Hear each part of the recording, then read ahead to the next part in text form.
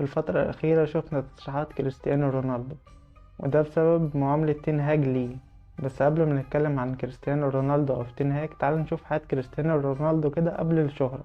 كريستيانو رونالدو من أهم قصص النجاح للاعب كرة قدم ممكن تسمعها، لأن الراجل ده جابها من تحت أوي الصراحة، خصوصا لما تعرف إن حياته من المادية كانت وحشة جدا. أبوه مثلا كان شغال مزارع وبتاع شجر وكده، وأمه تقريبا ما كانتش شغالة.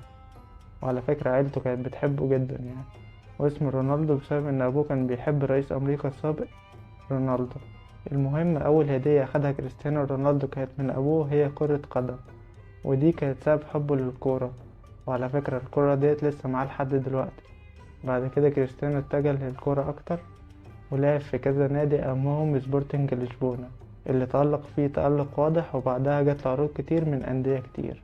ولما راح مانشستر يونايتد كان عايز رقم 28، لكن هم موافقوش وادوله رقم 7، لحد ما وصل في التألق بتاعه 2004 ولعب مع المنتخب البرتغالي، وكان قريب جدا في ان هو يحقق الكاس، لكن خسر امام اليونان واخد مركز تاني، لكن اخد افضل لاعب في البطولة.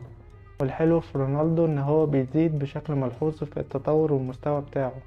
دلوقتي رونالدو هو قائد المنتخب البرتغالي، وفي ناس كتير شايفة ان كريستيانو رونالدو هو اعظم لاعب في التاريخ.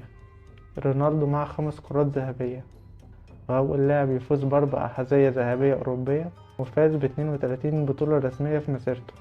ده غير طبعا الأرقام القياسية اللي هو محققها يعني، كأعلى نط في التاريخ، وأكتر لاعب لعب عدد مباريات في دوري أبطال أوروبا، غير أصلا إن هو شارك في 1100 مباراة رسمية وسجل فيهم 800 هدف مع المنتخب والأندية اللي لعب فيها.